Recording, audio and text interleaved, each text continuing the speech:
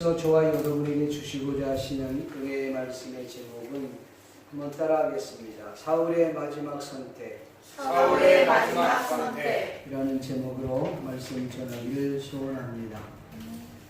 조금 더워서 저도 우아기를 좀 벗었습니다. 양해해 주시기 바랍니다.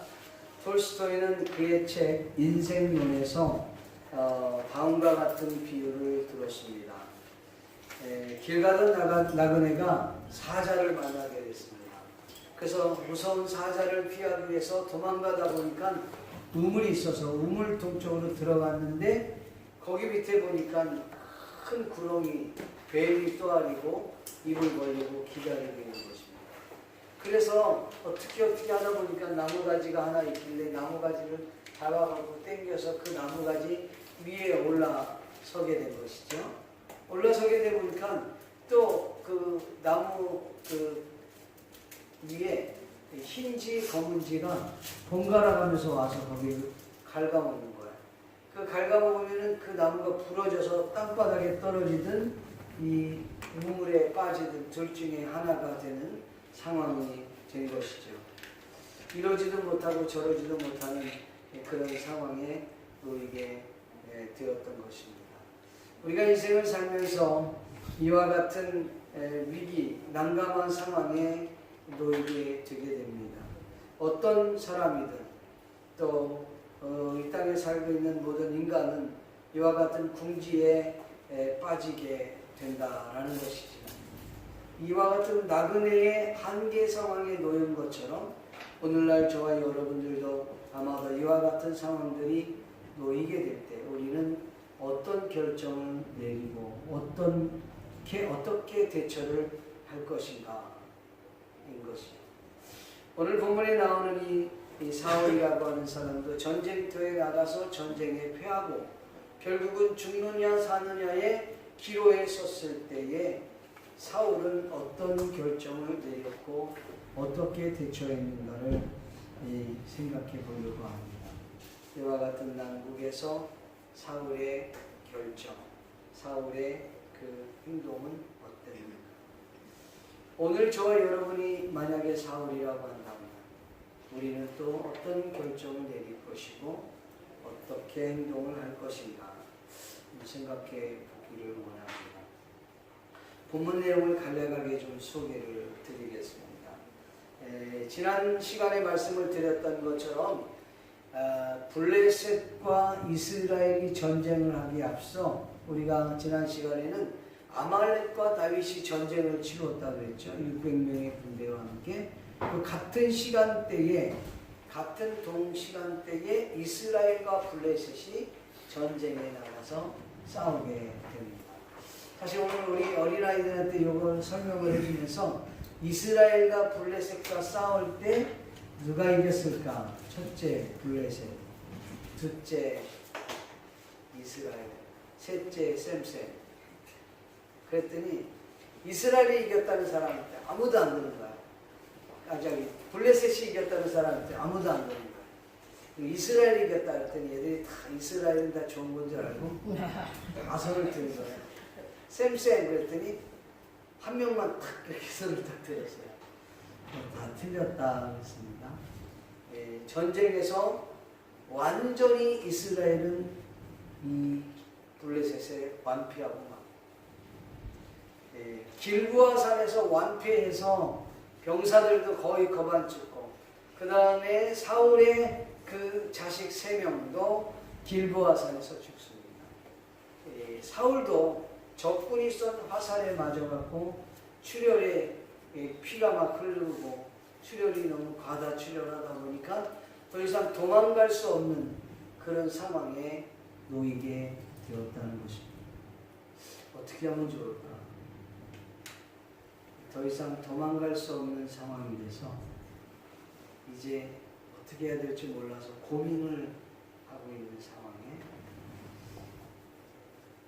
사울이 이렇게 말합니다. 이방인 블레셋에게 주느니 차라리 선민인 이스라엘 사람에게 주는 게 낫다 생각하고 자기를 호위하고 있는 병사에게 내가 그 칼로 나를 죽여라 그렇게 병사는 두려워서 그렇게 못합니다. 이러고 있는데 안 되니까 결국은 자기 칼을 뽑아서 자기가 자결해서 사울을 죽게 됩니다. 사울이 자결하는 것을 보고 그 병사도 자기도 함께 그 자리에서 자결하고 죽습니다. 자살을 하고 말. 그리고 난 후에 그 길보아 산에는 이 블레셋 사람들이 와서 살게 되고, 이제 블레셋 사람들에게 사기를 돕기 위해서 사울의 목을 베고 군복을 벗기고 그의 시신 그리고 그의 자녀들까지 벳산이라고 하는 성벽에 걸어놓습니다. 그걸 보고 그와 같은 상황을 보았던 이 야베스 사람들이 밤에 몰래 그 벳산에 올라가서 그의 시신을 내려 사울의 시신과 그 자녀들의 3명의 시신을 내려갖고 야베스로 돌아와서 야베스에서 불로 태웁니다. 지금으로 말하면 뭐라고 할까요? 화장을 하는 겁니다. 불로 다 태워갖고 뼈를 에셀이라고 하는 나무 밑에 장사를 지내고 7일 동안 그들이 음식을 먹지 않고 금식했다. 그런 내용이 오늘 본문입니다. 이 내용을 우리가 생각해 보면서 함께 은혜를 나눕니다. 첫 번째, 인생의 기로에 선 사울의 결정입니다. 인생의 기로에 선 이 사울. 사울 왕은 블레셋과의 전쟁에서 패하고 맙니다. 군사들도 죽었고 군사들도 도망갔고 심지어는 사울의 3명의 자녀들도 길보아 산에서 결국은 죽습니다. 사울의 경우는 적군의 화살에 맞아서 과다출혈로 인하여 더 이상 도망갈 수 없는 그런 위기 가운데 있을 때 그는 결국 자살로 자신의 인생을 마감하고 마는 것입니다. 사울의 인생의 결말은 정말 비참하기 그지없는 그런 인생이 되어버리고 말아요. 여러분 자녀들이 죽고 자기와 함께했던 병사들이 죽고 또 그 병사들이 이제 어찌할 수 없으니까 걸음한 나사를 하고 도망가 버리고 자기 옆에 있었던 한 명의 군사마저도 이제는 자기를 떠날 위기에 놓였다는 것이죠. 그러니까 결국은 병사에게 자기를 죽여달라고 했는데 병사도 그리 못하니까 스스로 자결하고 인생의 결말을. 안타까운 사실은 그 병사도 사울이 자결하는 걸 보고는 자기도 그 자리에서 함께 자결하고 죽었다. 참 안타까운 일이죠. 여러분 같으면 이와 같은 위기 상황에 놓였을 때에 어떻게 하시겠습니까? 내가 이런 전쟁의 위기 가운데 있을 때 왕으로서 나는 어떻게 할까? 최후까지 장렬하게 싸우다가 죽겠다. 여러분 전쟁에 나간 군인이 최후까지 마지막까지 장렬하게 싸웠다고 하는 것은 명예로운 죽음이 될 수가 있습니다. 사울은 그리하지 않았습니다. 아니면 블레셋 사람에게 자신의 목숨을 구걸을 하고 지금은 이렇지만 이후에 차후의 생각을 하고 나중에 또 다른 기약을 보고 목숨을 구걸합니다. 마치 삼손처럼 말합니다. 물론 그도 그렇게 하지 않았어요. 결국은 그는 자신이 자살로 자신의 인생을 마감하고 있습니다.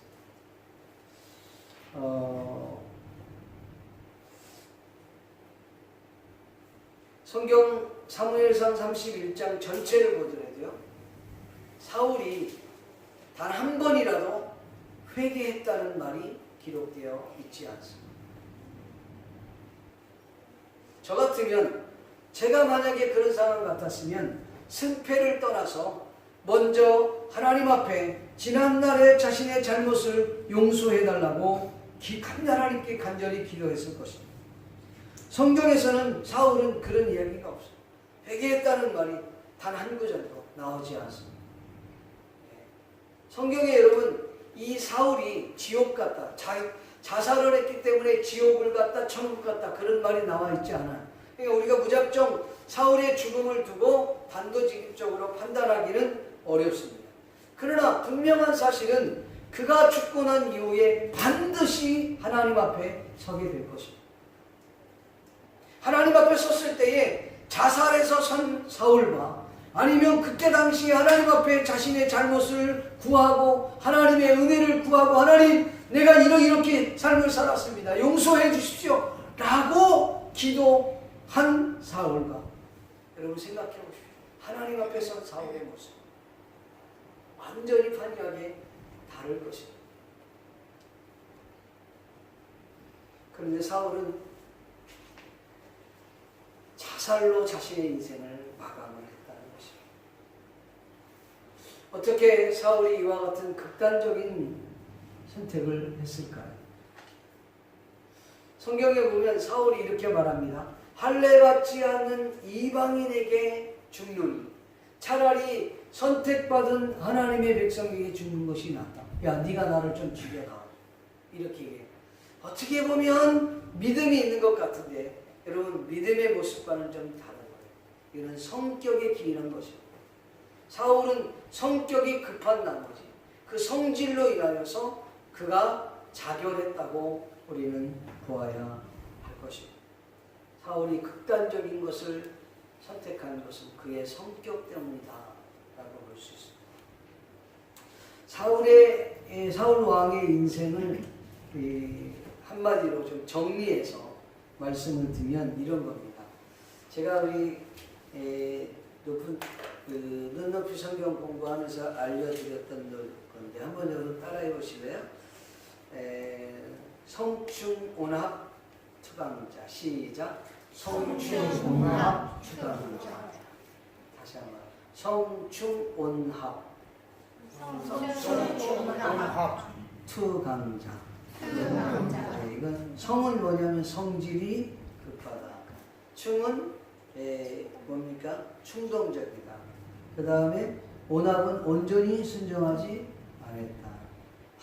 합리적이지 자기를 합리화시켰다. 그 다음에 시기와 질투했다. 강신수를 접했다. 자살을 했다. 이게 그의 인생이에요. 한 3주 전인가요?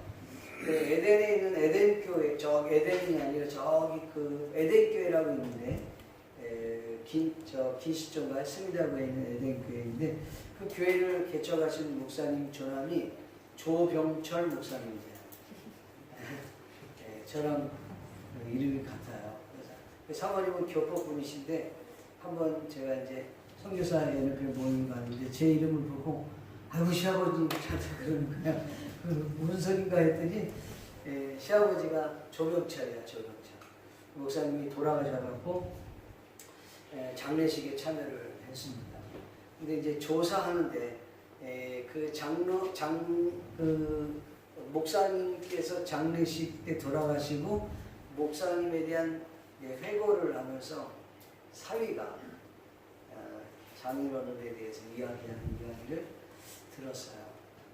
장인어른은 자기가 사유가 되기 전에도 자기가 차를 태워갖고 이렇게 가면 절대로 사위가 자기 집까지 데려다주고 이런 것들을 원치 남에게 민폐 끼치는 걸 원치 않아요. 그리고 이렇게 역에다 내려달라 그러면 역에서 내려주면과 동시에 사위가 내려와서 표를 끊을까봐 내리자마자 막 계단을 내려가서 본인이 끊는데요. 그리고 내려달라고 그러는데 안 내려주면 막 가면은 문을 열어버린대요. 그 정도로 민폐를 끼치는 걸 원치 않으시는 장인어른이었다. 한 번은 한국에 갔는데 본인이 개척했던 교회를 이렇게 몇 군데를 이렇게 다니는데 거기 교회를 갔는데 섬지역이었던 것 같아요. 갔더니 어느 전도사님이 나왔는데 누구세요? 그렇게 묻더래요. 그래서 이 교회를 개척하신 목사님이라고 30여 년 전에. 그랬더니 그분이 깜짝 놀라요. 근데 그 교회 어느 곳에도 그 목사님의 이름, 그 목사님의 한자가 기록되어 있지 않고 전혀 모르고 있더라고요.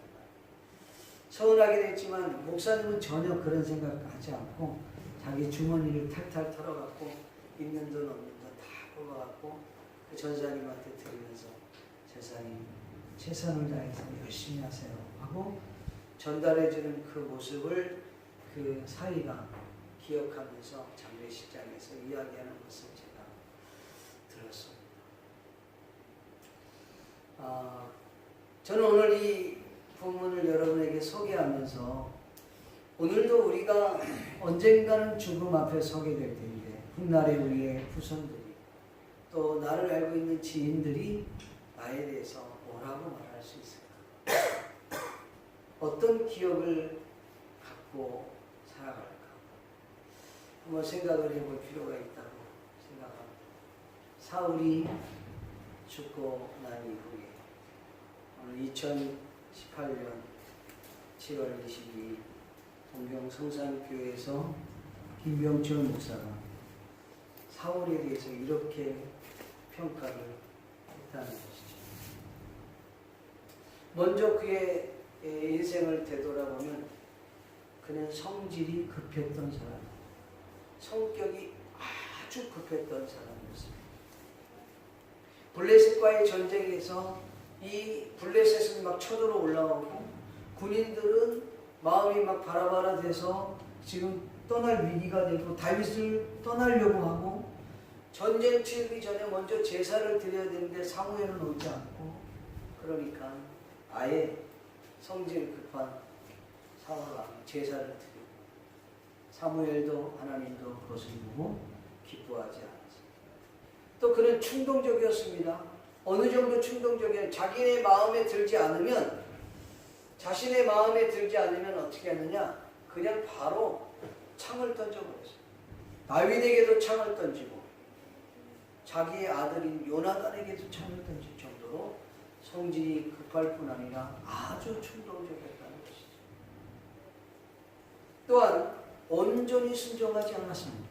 아말렉과의 전쟁에서 모든 생물은 죽여라 그랬는데 뭐 보기 좋은 양이나 염소나 아니면 소나 낙이나 그걸 끌고 와서 진영에다 뒀다가 나중에 발각되게 되죠.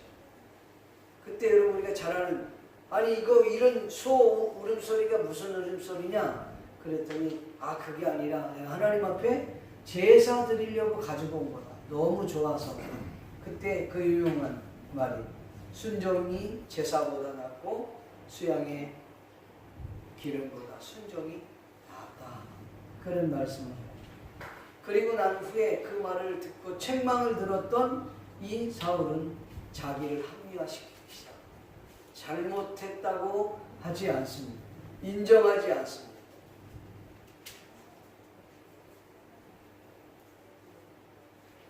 여러분 목회자가 잘못했으면 성도에게 잘못했다고 말할 수 있는 용기가 필요합니다.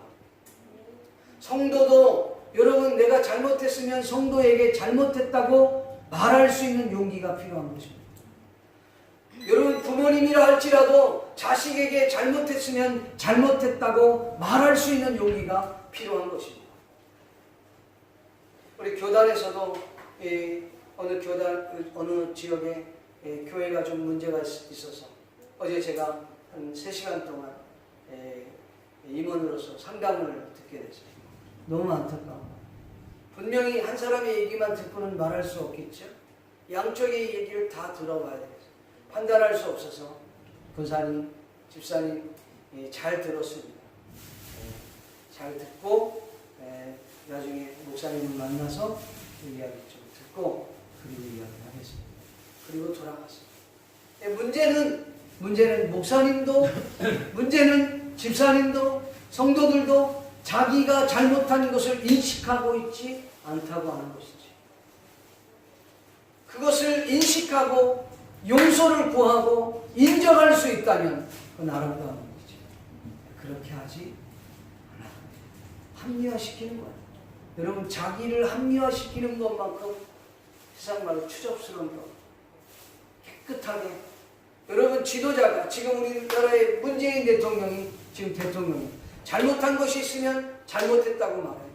박근혜 대통령이 지금 감옥에 들어가서 잘못된 거 있으면 잘못했다고 말해요.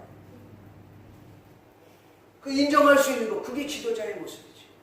나는 전혀 잘못 없어. 이러면 이건 문제가 심각해지는 거죠. 사울이 자기 합리화하는데 앞장섰다죠.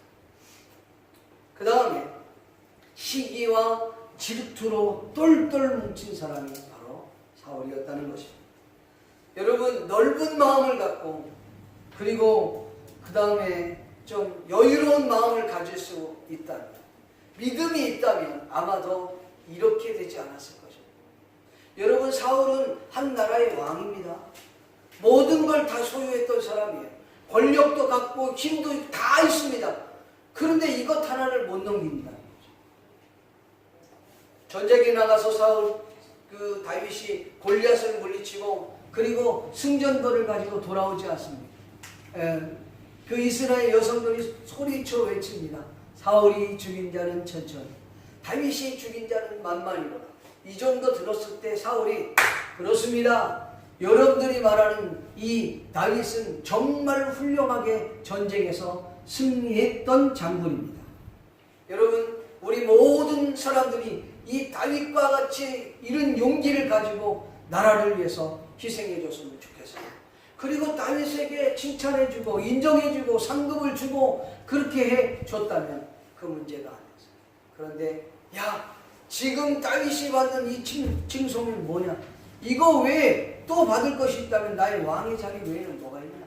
그리고 아말리의 그 다윗의 그 충성스러움, 다윗의 그 용기 그것을 빙자해가면서 나가서 싸워 이겨라 이러면서 죽음으로 몰아넣지 않습니다. 이게 바로 사울의 모습. 넉넉하지 못했어. 여유롭지 못했어. 믿음이 없다 보니까 결국은 이 사울은 시기와 질투로 그를 죽여버립니다. 이거는 다윗을 죽인 것이 아니라 자기 자신을 죽이는 거야. 이번에 제가 월드컵 결승전을 봤어요. 우리 원영훈 집사하고 같이 그걸 봤는데 저도 사실은 그걸 못 봤는데 결론을 딱 보고 이제 프랑스가 이겼어요. 프랑스가 이기고 이제 메달 전달을 쫙 하는데 그날 비가 막 엄청 쏟아진 거예요. 비가 엄청 쏟아졌는데 여러분 러시아에서 월드컵을 했잖아요. 그러니까 러시아 월드컵 했으니까 대통령이 나왔어. 푸틴 대통령이 딱 나와. 그 다음에 우승한 프랑스 대통령이 딱 거기 중간에 서 있고 그 다음에 준우승한 크로아티아 대통령이 거기 서 있었어요. 비가 엄청 왔었는데 그 스포트라이트가 쫙 비춰진 게 뭐냐면 크로아티아 대통령이 여성 대통령이에요. 비를 막 엄청 맞으면서 자기 그 선수들을 막 포옹해주고 해주는 그런 모습들이 확 비춰진 거예요. 오히려 프랑스 대통령보다 더 이렇게 비춰지는 거예요. 대통령들이 비를 딱 쭉 딱 맞고 그렇게 하고 있는 거예요. 그런데 그 비를 그렇게 많이 맞고 있는데 유일하게 비를 안 맞는 대통령이 있었는데 러시아의 푸틴 대통령. 그것도 무슨 파라솔 같은 그 우산을 쓰고 있어요. 엄청 크게. 저는 못 봤는데 우리 원영훈 집사가 진짜 전환이다. 그러는 거에서 뭐가 아니냐 그랬더니 저 혼자 이 우산을 쓰고 있다는 거예요. 보니까 진짜 다른 사람 다 비를 맞고 있는데 푸틴만 이렇게 큰 파라솔 같은 우산으로 옆에서 탁 씌우고 있는 거예요. 조금 지나고 나니까 요만한 우산들을 다 씌워줬더라고요. 만약에 이 푸틴 대통령이 그 우산을 가지고 그 크로아티아 대통령한테 가서 탁 씌워줬으니 지금 전 세계적으로 보는 건데 푸틴의 주가는 확 올라갔을 거예요. 여유롭지. 마음이 여유가 없고 독재하는 사람은 눈에 그거밖에 안 보여요. 자기 존재가 보이지 않습니다. 사울이 딱 그거 같은 게 있어요. 여러분 눈을 좀 크게 여십시오. 마음을 좀 넓혀 보십시오. 나만 보지 말고 좀 주변도 좀 돌아볼 수 있는 저와 여러분이 될 수 있기를 주님의 이름으로 축복합니다. 사울의 인생은 강심술로 인하여 인생의 막바지에 이르며 위기가 생기면 하나님을 찾아야 되는데 신접한 자를 찾아다니고 그것도 자기의 모습을 드러내지 않기 위해서 변장까지 해가면서까지 신접한 사람을 찾지 않습니다. 여러분 이게 망조의 길로 가는 것입니다.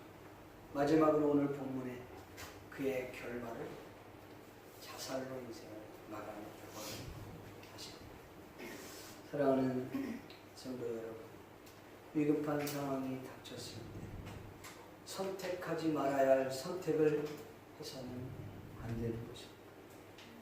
위기가 왔을 때 철저히 하나님 앞에 무릎을 꿇고 오히려 하나님 내가 잘못했습니다. 용서를 구합니다. 주님의 도움을 필요합니다. 지금 죽더라도 장렬하게 정말 믿음의 사람답게 죽을 수 있게 해주세요. 선민답게 죽게 해주세요. 이렇게 하나님 앞에 기도했다면 얼마나 멋지게 인생을 마감하겠습니까? 자살로 인생을 마감했다는 것이죠. 여러분의 인생을 화려하게 마치라는 게 아닙니다. 하나님 보실 때 아름답게 마쳐줄 수 있게 주의 이름으로 축원합니다. 두 번째가 마지막입니다. 길앗 야베스 주민들의 아름다운 행위입니다.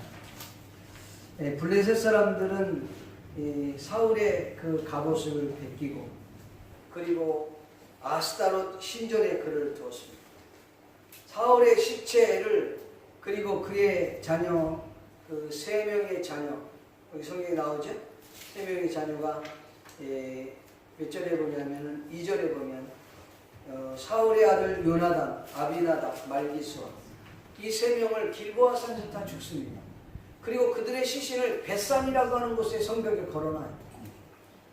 그리고 이스라엘 백성들에게 주눅들게 하고 블레셋 사람들에게는 사기를 충전시키기 위해서 그렇게 딱 만들어 놓았어요. 기가 막힌 노릇이죠.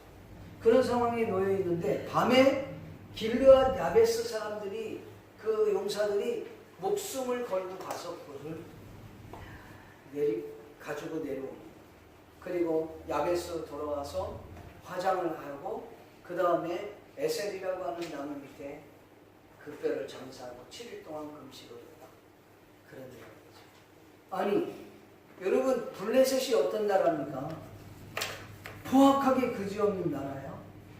전쟁에서 목을 잘라버리고 근데 지금 사울의 시신과 그의 아들들의 시신을 그렇게 가져갔다는 것을 안다면 블레셋이 가만히 있겠냐 말이에요. 그런데 목숨을 걸고 거기를 갔다는 거예요. 아니 이 길르앗 야베스 사람들이 왜 그렇게 했을까? 목숨 걸고 그건요 여러분 사무엘상 11장에 보면 이 야베스 사람들이 암몬으로부터 고생을 많이 합니다. 근데 그 암몬으로부터 구원을 받을 때 사울로부터 도움을 청했습니다. 그들은 그걸 잊지 못했어요. 이때가 아니면 사울의 은혜를 갚을 수 없을 거라고 그들은 생각했어요. 왜? 그거 죽었습니까? 그의 시신마저라도 제대로 모셔드리는 것이 우리의 도리다. 그렇게 생각을 했던 거예요. 그래서 목숨을 걸고 그 시신을 내려가고 장사 지내게 된 것입니다. 이후에 이것을 보고요 다윗이 축복했던 것입니다. 다윗은 그 은혜 갚는 걸 참 소중히 생각해요. 다윗이 요나단으로부터 은혜를 입잖아요. 후에 여러분 사무엘 하에 나옵니다만 요나단으로부터 은혜를 입고 난 후에 그가 처음 지휘해서 첫 번째 한 게 법궤를 찾는 일이고 두 번째 한 일이 요나단의 자식 중에 한 명을 찾습니다. 누가 있냐? 은혜를 갚은 걸 보답해야 되겠다는 것이죠. 여러분 우리가 인생을 사는데 그렇게 길게 살지 못합니다. 오래 살 수 없습니다. 성경은 말하기를 우리의 인생은 70이요 강건하면 80이라. 요새 의술이 발달이 돼서 100세 시대를 산다. 예. 기껏 살았던 우리 100세를 산. 오래 살 수 없어. 오래 살 수 없다면 사는 동안만큼은 그래도 사람다운 삶을 살아야 되지 않습니까? 내가 받은 은혜가 있다면 받은 은혜를 여러분 고마워할 줄 알고 은혜를 갚을 수 있는 사람들이 돼야 되지 않습니까? 그냥 아무렇게나 막 살다가 인생을 살아가고 사람들에게 정말 이 손가락질 받으며 살아서야 되겠습니다. 어떤 사람이 술과 도박으로 인생을 낭비하고 평생 주정뱅이고 그리고 도박하다가 인생을 살아가는데 하루는 꿈을 꾼 거야. 꿈이에요, 꿈. 꿈을 꿨는데 저승사자가 딱 온 거야. 내가 너를 보다 못해. 도저히 안 돼서 오늘 내가 너를 데려가. 그리고 온 거야. 내 꿈에서 얼마나 다급했던지 막 그냥 사정하고 막 손이 발이 되도록 막 빌고 아마 그래. 꿈에서 막 사투를 벌이면서 그 사자에게 살려달라고 애원을 하니까 하도 불쌍해서 이 사자가 하는 말이 그래 네가 하는 게 너무 불쌍하니까 1년만 내가 더 연장시켜줘. 1년 내가 하는 거 보고 그렇게 약속을 하고 떠났다. 근데 탁 보니까 깨고 나니까 꿈이더라. 얼마나 안도가 되는지 그래도 막 가슴은 두근두근거리고 뛰고 막 그랬다. 이분이 이걸 어떻게 하면 좋을까? 그러다가 교회에 찾아가서 목사님 앞에 물었다. 내가 사실 이만저만해서 이런 꿈을 꿨습니다. 목사님 그분을 손을 꽉 잡더니 굉장히 이제는 술과 도박을 끊으십시오. 그리고 교회를 열심히 다니시. 예수님 믿으십시오. 그랬더니 이 사람이 그 얘기를 듣고 그래 새로운 인생을 살아야 돼. 그리고 교회를 열심히 다니. 한 달쯤 다녔다. 열심히 교회를 다니. 어느새 이분이 교회를 안 나와. 한두 달 정도 다 잘 왔다 갔다 하고 열심히 하는 것 같아요. 어느새 사람이 보이지 않아서 목사님이 찾아가서 봤더니 다시 원상태로 돌아요. 슬이 막 건드려야 돈 좀 있으면 가서 또 도박하고 그런 인생을 사니까 목사님 왜 이러십니까? 이렇게 살면 안 됩니다. 꿈에서도 그런 그 경고를 받지 않았습니까? 절대 이러면 안 돼. 새로운 삶을 살아야 됩니다. 그랬더니 그분이 하는 말이 술에 취해서 하는 말이 목사님 내가 그때 꾼 꿈은 개꿈이었습니다. 개꿈. 그리고 1년이 경과가 돼서 술을 곤드레 만들고 계단에 올라가다가 그 계단에서 미끄러져서 굴러떨어 뇌진탕으로 세상을 떠났습니다. 그게 저도 1년이었어요. 여러분 우리가 인생을 사는데 길지 않습니다. 비참하게 인생을 가지 않습니다. 사울의 인생도 화려한 것 같았지만 비참하게 인생을 막아가고 말았다는 거죠. 여러분 성경에서 사울 왕에게 은혜를 입었다는 케이스는 그렇게 많지 않습니다. 근데 이 길르앗 야베스 사람들이 암몬으로부터 고통을 당할 때 그에게 구원을 입어서 그 은혜에 감사해서 그들이 목숨을 걸고 여러분 벳산 성벽에까지 가서 그 시신을 내려보았다는 것이죠. 근데 여러분 여기서 아주 중요한 것이 있어요. 누가 강요한 것이 아니에요. 누가 옆구리를 찔러서 한 게 아니에요. 자발적으로 했다는 거예요. 자발적으로. 받은 은혜에 감격해서 자발적으로 하는 행동을 우리는 봉사라고 합니다. 여러분 찬양을 하는데 억지로 찬양하면 이것처럼 고통이 없는 거야. 네? 찬양이 너무 좋은 거야. 그래서 뭐 음이 좀 틀리더라도 맨날 이 노래만 불러주는 거야. 그러면 그건 은혜가 되는 거야. 여러분 봉사하는데 전도하는데 전도를 하라고 하니까 하는 게 아니라 너무 감사해갖고 몸이 그냥 가는 거예요. 너무 감사해서 봉사가 되는, 그게 자발적으로 갈 때 하나님의 역사가 나타나는 거예요. 여러분 믿습니까? 네. 이 길르앗 야베스 사람은 받은 은혜에 너무 감사해서 그 받은 은혜를 갚을 길이 없으니까 목숨을 걸고라도 그의 시신을 거두어서 그를 위해서 장사하고 7일 동안 금식했다는 거예요. 쉬운 일 아닙니다. 지금도 7일 동안 금식하는 게 어렵죠. 여러분, 글쎄 이게 올 금식했다는 말은 없었으니까 반나절 금식했다는 건가, 오전 금식했다는 건가 잘 모르겠어요. 네. 근데 금식은 어려워요. 제가 예전에요, 제가 아는 분인데 금식 3일 금식하는데 처음 금식하는 거예요. 금식을 하는데 처음 시작은 좋았는데 하루가 지나가니까 막 어지러움이 오고 사람이 막 완전히 가버리는 거예요. 그래서 이제 이틀 지나고 3일째 이제 딱 지나서 12시가 되면은 이제 끝나는데 12시 되기 전에 벌써 이틀 이제 지나고 밤이 딱 됐는데 벌써 이제 한 5, 6시간 정도 됐는데 벌써 슈퍼마켓 가갖고 자기가 먹고 싶은 거다 사갖고 와갖고 집에다 쫙 이렇게 진열을 해놓고 그 다음에 끝나기만을 기다리는 거예요. 그걸 보면서 끝나기만. 얼마나 힘들면 먹고는 싶은데 먹지는 못하고, 그러니까 슈퍼에 가서 아예 미리 가고 사갖고 쫙 넣어. 별것도 아닌데 금식은 그렇게 힘들어요. 제가 아는 목사님은 금식하다가 라면땅 때문에 완전히 시원들어. 아니 왜 금식 기도에 그거 조그만 것들이 돌아다니면서 라면땅을 그렇게 먹고 돌아다니는지 이해가 안 됐다는 거예요. 그래갖고 자기 라면땅 그 떨어진 거 몇 개를 주워서 먹으려 말려 그래서 시험 막 들어버렸다는 거예요. 별것도 아닌데 금식은 그렇게 어려운 거예요. 여러분, 은혜에 감사해서 금식까지 했다는 건 쉬운 일 아니에요.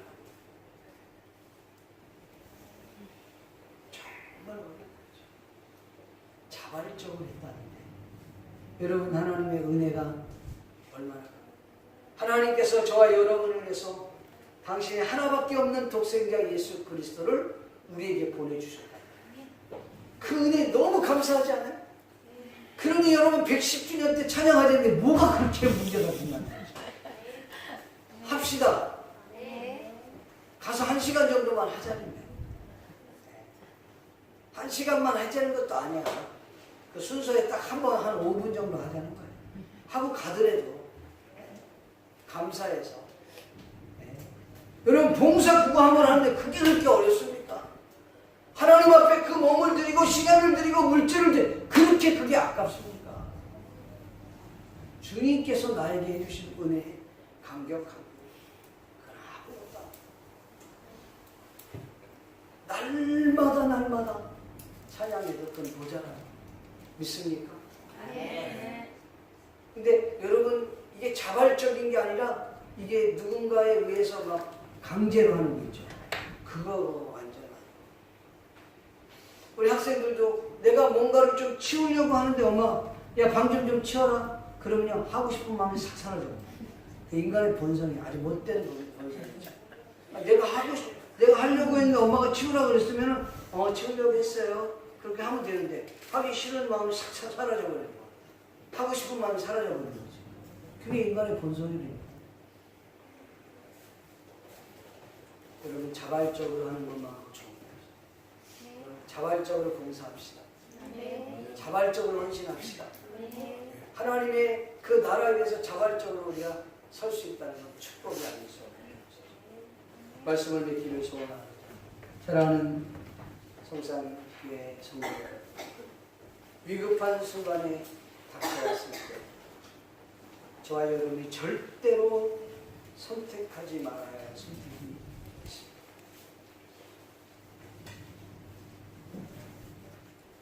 그걸 선택해서는 안 돼요.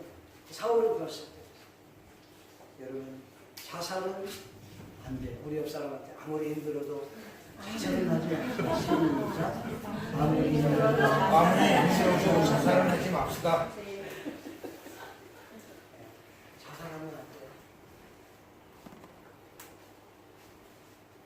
사울은 자신의 그 죽음으로 인하여 또 다른 사람의 사울을 보고 죽었다는 사실을 압니다. 여러분, 오늘날 저와 여러분의 신앙의 모습을 보고 또 다른 사람이 신앙이 성장해요. 나를 통해서 또 다른 사람이 영적으로 발을 쓰게 되는 거예요. 그렇게 될지언정 나 때문에 그도 같이 죽는다. 이거는 하나님 앞에 너무나도 창피한 거죠. 여러분의 신앙의 모습을 보면서 여러분의 자녀들은 그대로 갑니다. 흔히들 그러죠. 예수 믿는데 무슨 가게의 저주가 있느냐. 당연히 예수 확실하게 믿으면 다 끊어져 버리죠. 근데 제대로 안 믿으니까 그 저주가 흐르는 거예요. 여러분, 우리 어린 아이들이, 우리 주일학교 아이들이, 여러분들 그 자녀들이 주일 성수를 다른 것 먹고 생명처럼 지키도록 그렇게 가르쳐 주십시오. 그거 안 하면요, 죄송합니다만 그 아이가 성인이 되면서부터 주님을 떠나는 것은 아주 쉬웁니다. 돈을 아무리 집에다 쌓아놓고 있다 할지라도 그거는 죽음이죠. 여러분, 영적인 것을 바르게 알고 있어요. 목숨 걸고.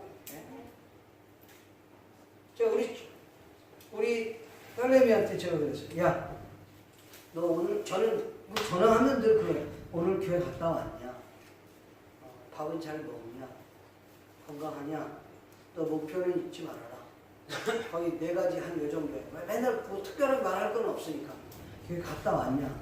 안 갔다 그러면 그냥 들어와라. 방법이 없어요. 거기 가서 뭐라고 거기 가서 주일도 제대로 못 지키는 데 있냐? 그냥 들어와. 교회 잘 나간다는 거예요. 그래서 담임 목사님 전화하면 어떻게 되냐? 담임 목사님 전화는 모르겠고요. 아니 어떻게 니네 담임 목사님 이름을 모르냐? 담임 목사님 이름 알아갖고 와. 이해가 안 돼. 그래서 젊은 아이들은 주일 성수는 하는 거 맞냐? 맞대. 여러분, 생명처럼 지키게 해야 돼요. 너 11조는 제대로 안 했을 때, 그런 거는 내가 다 하지. 넉넉하게 해라. 요새 엄마가 요새, 야, 너 한 달에 한 번이든 2달에 한 번이든 자원봉사 좀 해. 자원봉사 다른 데 가갖고 섬기는 거야. 차 타고 가봐. 내가 지금 어떻게 사는지를 알고 지금 그거를 하라더니, 너 왜 공부를 하니? 공부하는 이유가 뭐? 잘 먹고 잘 살려고 하는 거 아니지? 충격을 받았어. 한 달 후에 지금 기도 중이래. 기도 중. 갈 수가 없대. 차가 없어서. 면허를 따야지 차를 주지. 면허 지금 공부하고 있어. 여러분, 우리가 인생을 사는데 그냥 사는 거 아니에요. 받은 은혜를 갚을 수 있는 저를 수 있기를 바랍니다. 오늘 저의 받은 은혜에 되돌릴 수 있는 그런 길라드 아레스와 같은 여러분들 주의 이름으로 축복합니다. 하나님 아버지, 사랑하는 우리 귀한 자들 함께 기도할 수 있도록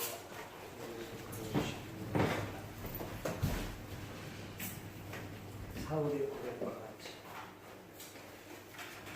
길라드 아레스와 같이 우리 자신들을 돌아볼 수 있는 이 시간을 들 수 있는 하옵소서.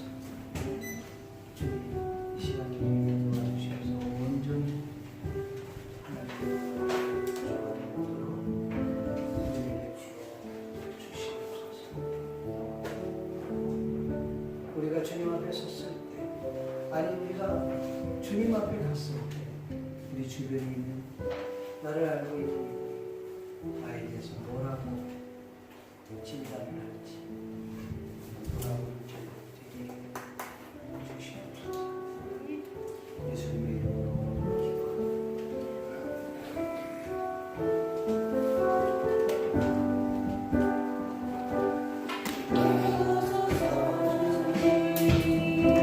나의 마음을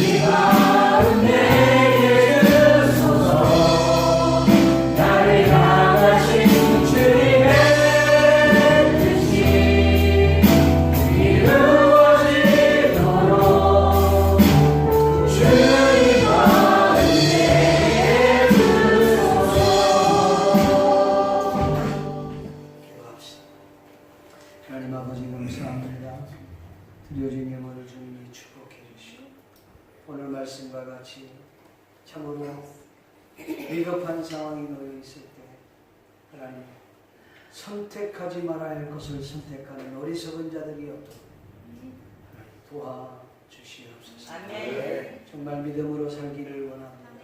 아멘. 넉넉하고 여유로운 마음을 가지고 남을 돌아보며 받은 은혜를 갚으며 살아가는 저희들 다 될 수 있도록 도와주시옵소서. 아멘. 주님 은혜에 감사해서 귀한 예물 드렸습니다.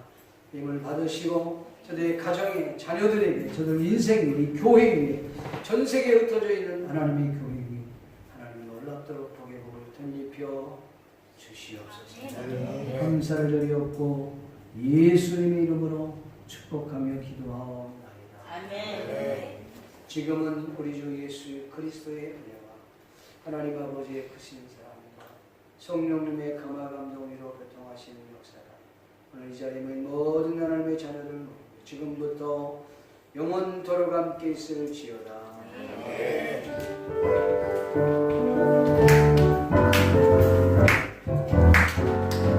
살아계신 주 나의 잠의 소망 어떤